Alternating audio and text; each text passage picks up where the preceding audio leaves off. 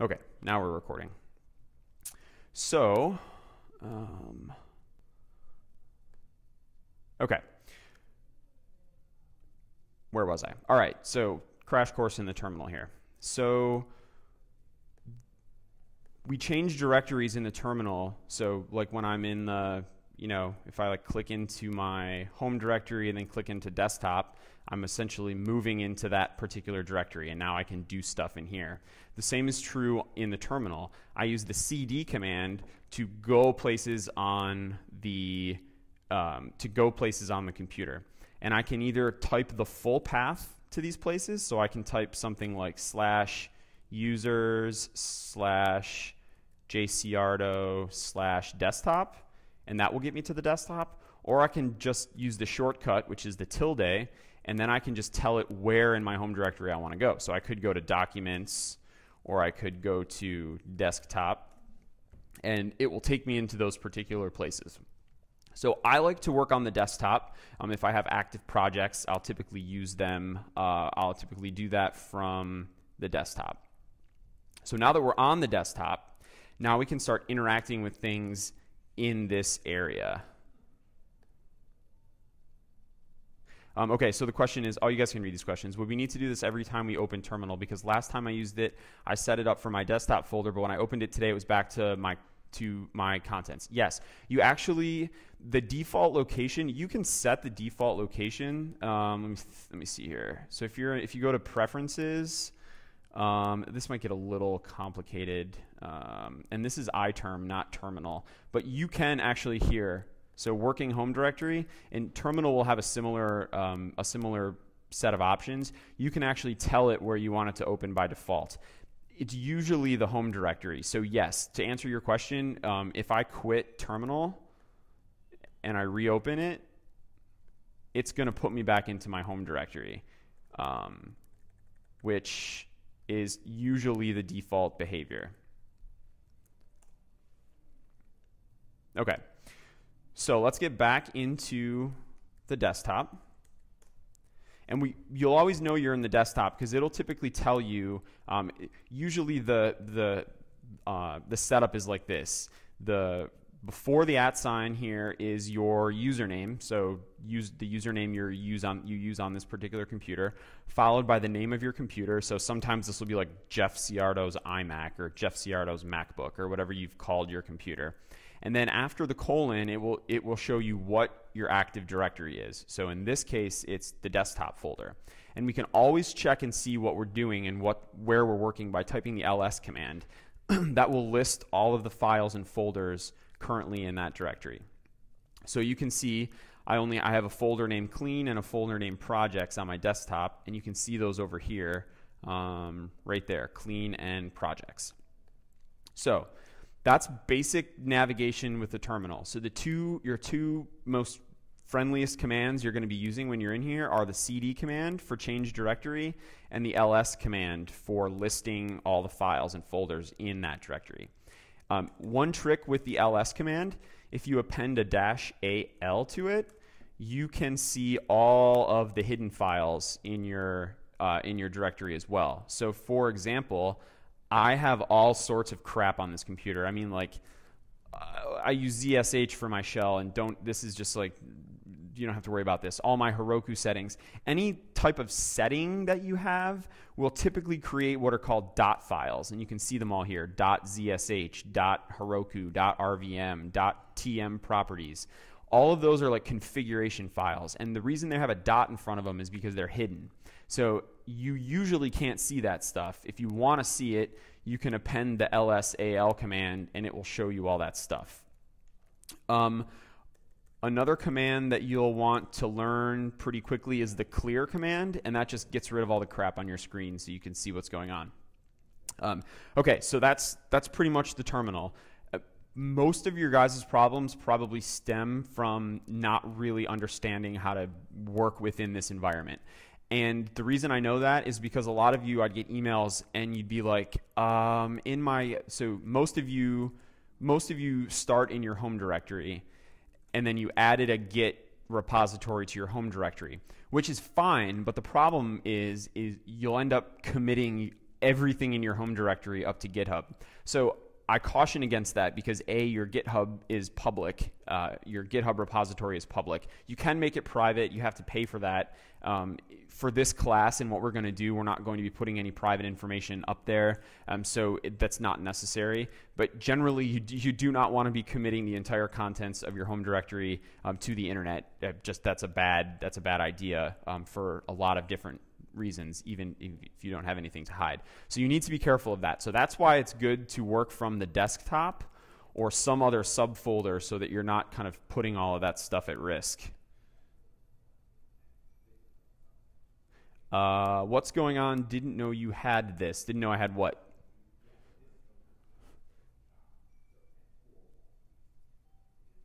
All right, so there's still people coming in. Those of you that are a little bit late are going to probably be slightly confused. Just to quickly recap, because I don't want to keep everyone here all day. We are talking about Git right now, and I'm currently in the terminal walking everyone through how to kind of operate in this environment. So if you just got here, open up your terminal window. You can just type. You can use the little spotlight, type terminal, and open up terminal, and you should see something similar to what I'm seeing on my screen. It might be a white background or something like that, but generally it will function the same way. And also, I'm recording this, so I'll be posting this. I will be posting this weekend to the class website, so you'll be able to go review everything I was talking about prior to when you showed up. Okay, so back to, so if I have a lot of files on my desktop, which I do not want public, should I work from a folder on my desktop that's specifically for this class? Yes, that's a good question, and I'm actually getting to that right now, so hold on just a minute. So what we want to do is, for this class, basically you just want to create a folder for this class and do everything inside of that folder. And then you don't have to worry about any other files on your computer. You can just kind of work within your own folder. So there's two ways you can do that. If you just from the GUI, if you just want to create a new folder on your desktop, you can go Shift Command N, and that'll create a new folder. We'll call this tester. How about tester? Okay, so you can create a folder like that, or you can just right-click on your desktop and you can create a new folder that way.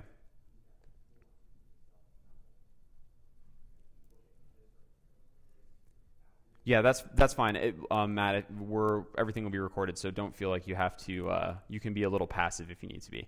Okay, so that's one way to create a folder, and hopefully all of you guys know how to create folders on your computer. Unfortunately, these are 300 level TC classes, so I shouldn't have to tell you guys how to create folders on your desktop. Okay, if you want to be all hacker style about it, you can also use the make dir command, and you can create directories that way. So you'll notice I'm on my desktop because I typed cd tilde desktop. Also, I'm going to throw a lot of stuff at you, so just bear with me here. Your tab key is your friend in the terminal, because you can start typing things like DES and then hit tab, and it'll autofill for you. So if you use the terminal a lot, 362 people, you're going to be using it a lot more than 349. Tab is your friend because you don't want to have to be pounding out these commands over and over and over again. It gets exhausting. So use your tab key. It's autocomplete.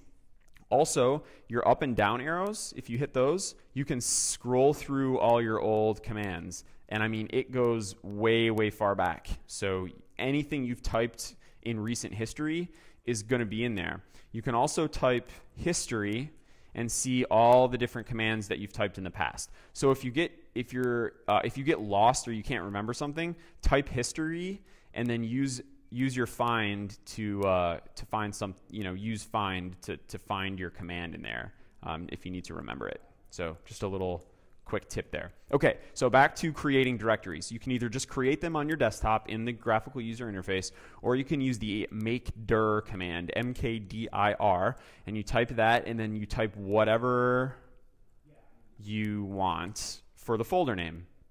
And you'll see it pop up on my desktop over there. So now if we do an ls, you can see I've got clean projects, tester, which I just made on the GUI or from the graphical interface, and then whatever you want from the which I made from the terminal window. So now we have two different directories. So if I was in this class, or if some of you guys are taking both of my classes, I would create a folder for 362, create a folder for 349. They can be on your desktop, they can be in your document folder, it doesn't really matter. Just make sure you have your own directory for each of those. It will make your life so much easier kind of moving forward with things. So, and then the cool thing is then you can type cd and you can type tester, and now I'm inside of that directory. Or I can back out and go into the whatever you want directory. Now I'm in that directory. And that's exactly the same as just clicking and opening the folder. And now I can do stuff inside that folder. Same with whatever you want here. Boom. Okay. So is everyone with me so far? Pretty straightforward stuff. Creating folders on your desktop, you know, pretty basic stuff. Don't have to worry about putting anything in there right now. Also, just if you have if you've already tried to do this and you just have like a complete cluster of, you know, folders and files and like some kind of Git thing that's not really working, just back up whatever you've done. Like inside of your Git repository, it's just plain old files. There's nothing different about it. You can just drag them out and back them up. Basically, you can just start over with your repository. Like, it's not going to be a big deal. You can just start from scratch. So don't worry about, like, if you've screwed something up, you can literally just drag all that to the trash and start over again. How do we delete repositories? That's a good question. I will get to that in a little bit because I don't want to confuse anyone right now, but hold on to that question. That's a good one. The other question was, if it's on our desktop, though, we have to do cd desktop name of folder, or can we just do cd name of folder? No, you have to do cd desktop name of folder. So you have to follow the hierarchy of the folders. So you have to follow the parent-child relationship of the folders. So that's a good question. Yes, and Simram, yes, the GitHub lets you delete them. That will only delete the repository from GitHub. The repository still exists on your home computer. And that's kind of the cool thing. That's like a feature about GitHub, is that you can, or a feature of Git, excuse me, not to confuse you guys, is that it's a distributed version control system. So every time I download a Git repository, I'm downloading everything. The entire history of Git is all coming into my computer. That way, if it gets blown up somewhere else, I still have the full, I still have all of the files in one spot. And that's the kind of the beauty of working with Git. So, okay, so let's let me see here. Okay, I'm not sure if I want to create a Git repository now or do it on GitHub first. Okay, so let's do it locally first, and then we can go back onto GitHub and go from there. So let's say we want to turn our whatever you want directory into a Git repository. The only thing we have to do is to, well, first of all, let me show you. There's nothing inside of this directory. It's empty right now.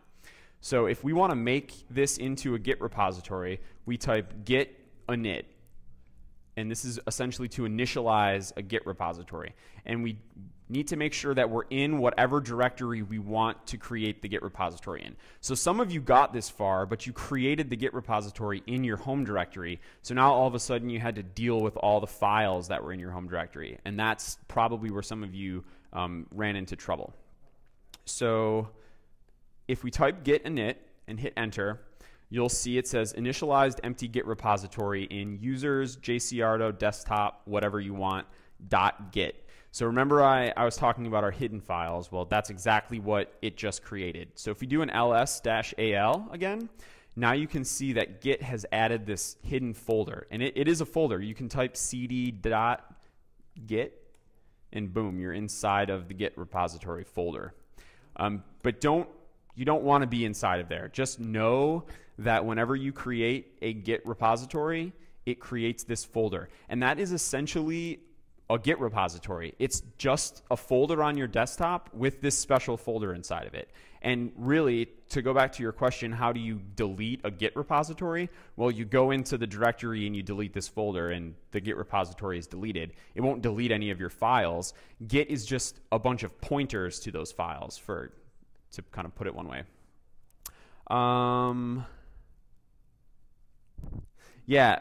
So yes, the graphical interface is, it's a little less confusing. Well, I don't know if I completely agree that it's less confusing. I want you to understand what's going on inside of the Git GUI, but depending on, I don't know, it's all about how you work and whether it's easier or not. I don't find it easier to use, although some people do. So the question is, so can we do everything in Git using GitHub? Correct? Not really. If you have the downloaded app, which Simran was talking about, you can pretty much do it all there. But I want to make the distinction between Git and GitHub. Git is the primary technology and the piece of software.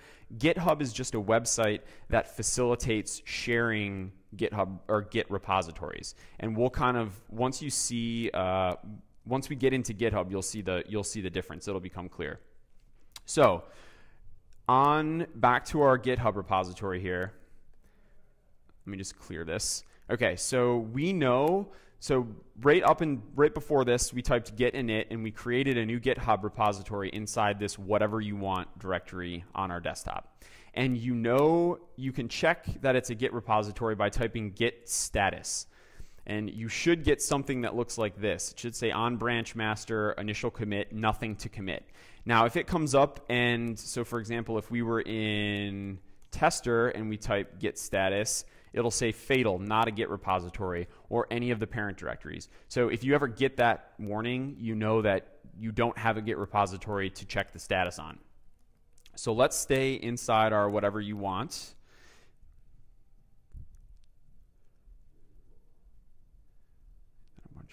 Let's see.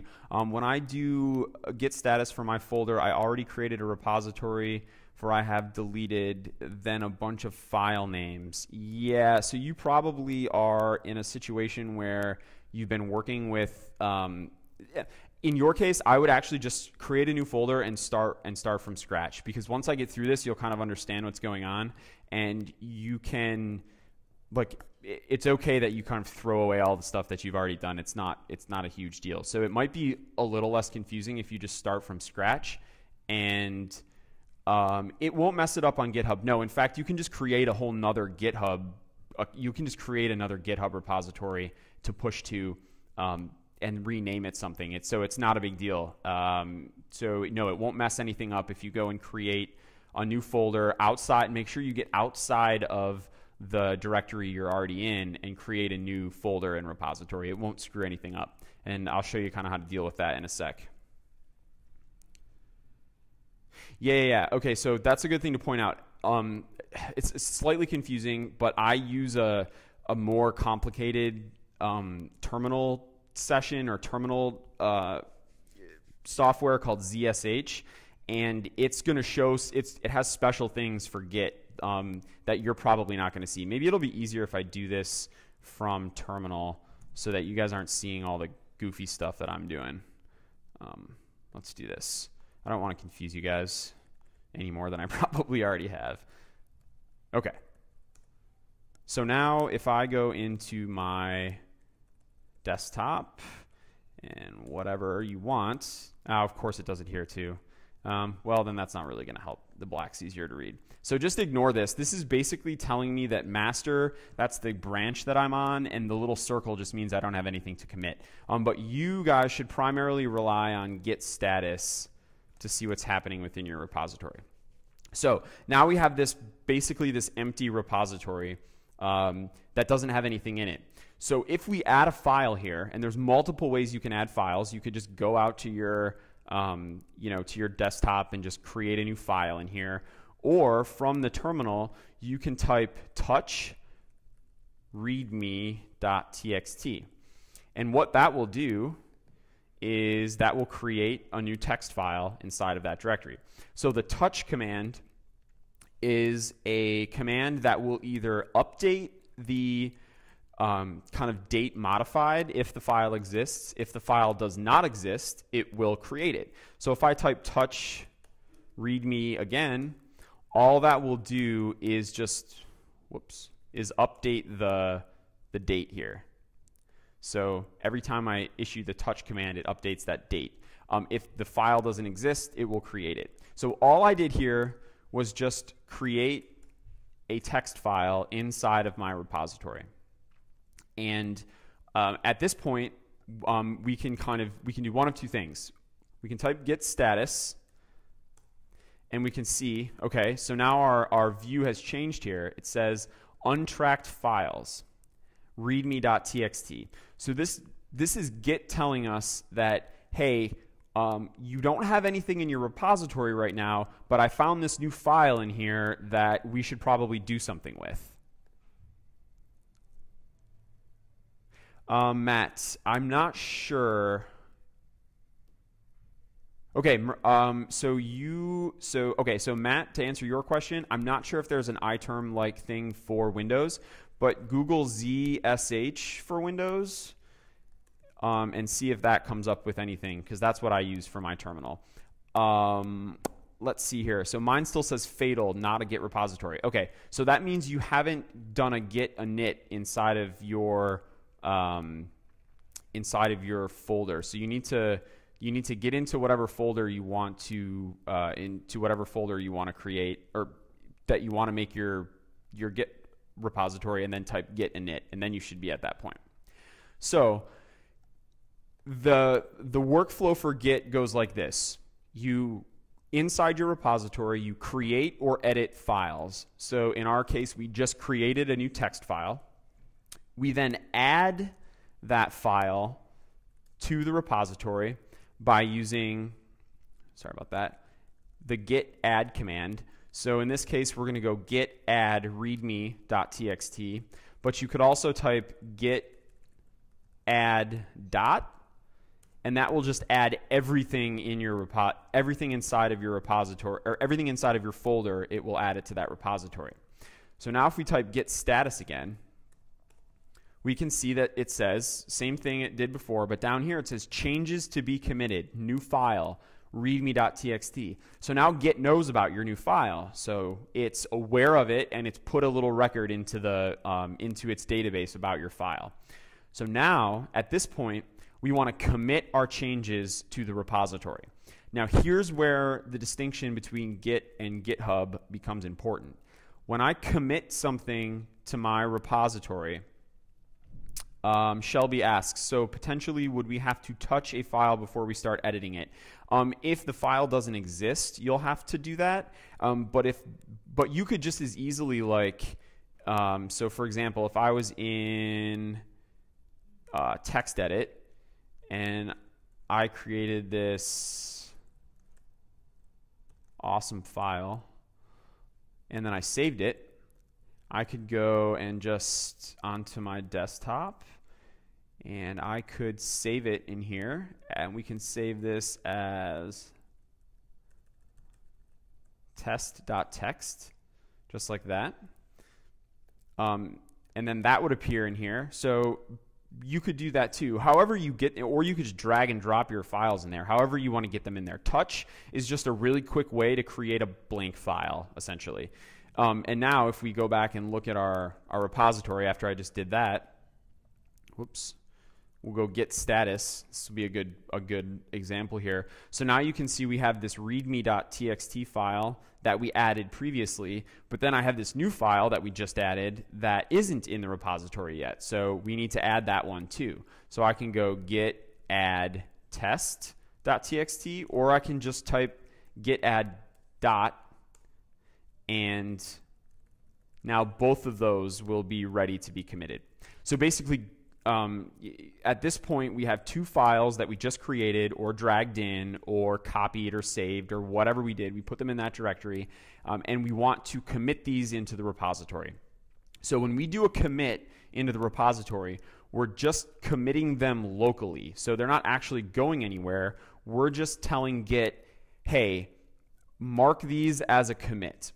And the reason that's an important distinction is because Git is version control. So it tracks the versions of your files. So if I'm working on a website, for example, and every day I'm making changes to that website, every day I'm committing those changes to Git. If I find out a week from now that I screwed something up majorly and I need to revert back to the version of a file I was using 3 days ago, I can tell Git, hey, rewind back to that version because that was the last time it worked, so I need to get back to that version. So that's the beauty of Git. It not only saves your files, it saves every single version of your file. So every time you commit it, think of that as like a snapshot of what your file looks like at that point in time. In fact, if you want to talk about like being like a hacker, being like hacking your student, like hacking your university life, you should be putting all of your files that you do for all of your classes into Git because it tracks the versions, it tracks your history of the file. So if you screw something up, you can go back and you don't have to be like, oh man, I deleted that really insightful paragraph on 17th century English literature. I wish I didn't delete that. Well, if you were tracking your files in Git, you could actually rewind and get that paragraph back. So kind of think of it as like a safety net. Yeah, so if you start thinking of it that way, and I'll have to apologize, like maybe my initial Git videos aren't as clear as they need to be, so maybe this should just replace that as the main one. But anyway, that's a whole nother story. So basically, Git is just version tracking for files, and it could be a Word document, it could be text files, it could be a website. Someone mentioned they were in a Python class. It could be your Python scripts. You could even put images in here, and it will track all of that stuff. Photoshop documents, you name it, anything, doesn't matter, anything. So next step. Git status, just to double check everything. I type git status a lot. It's kind of like an ADD reflex, like git status, git status, git status, like always telling myself what's going on behind the scenes. So at this point, we've got 2 files ready to be committed. So let's commit those files to our repository. So we type git commit, and you always have to provide a message, like basically like a little note so you know what the heck this was. So we'll just call this our testing commit. So we type git commit -m. This is called a flag, and this is how we pass options to Unix commands. And then in the quotes is our comment, and we can put whatever comment we like in here. Some people are very specific. Some people write terrible comments that aren't helpful at all. It doesn't really matter because you're the one that has to kind of decode it. And then if we hit enter, you should get something like this. It'll say master root commit testing commit, which is the note, and then it'll say 1 file changed, 1 insertion, create, blah, blah, blah, blah, blah, kind of all this stuff here. So now if we do a git status again, we can see on branch master, nothing to commit. That means the 2 files that were in the that we added to our repository are now committed. Now they're still in the directory, they're still right there, readme and test, whatever. But what happened is there's some magic going on inside this directory. So now we've kind of like, think of it as like we've told our local database about these 2 files, so now it knows. So now we just basically took a snapshot of those 2 files in their current state. Let me just check questions here. Matt, awesome, WinZSH. Okay, that's the way to go if you want all this fancy stuff that's happening on my screen. Good link. Okay, so basically we just took a snapshot. Now, if we make a change here, so this is also where I think some people got confused is when I did this magic here. I went mate readme.txt and like all of a sudden this file popped up on my computer. So let me just kind of show you what's happening. So if you use TextMate on a Mac, you have the option to install this little command line utility that will allow you to open files from the terminal window. If you aren't using TextMate, you can just type open and then the name of the file, and it will open whatever program is the default text editor, and you can set that on your own machine. That just depends on what machine you're using. The other thing you can do is you can just go into the directory and you can just open the file. Just double click on it like you would any other file.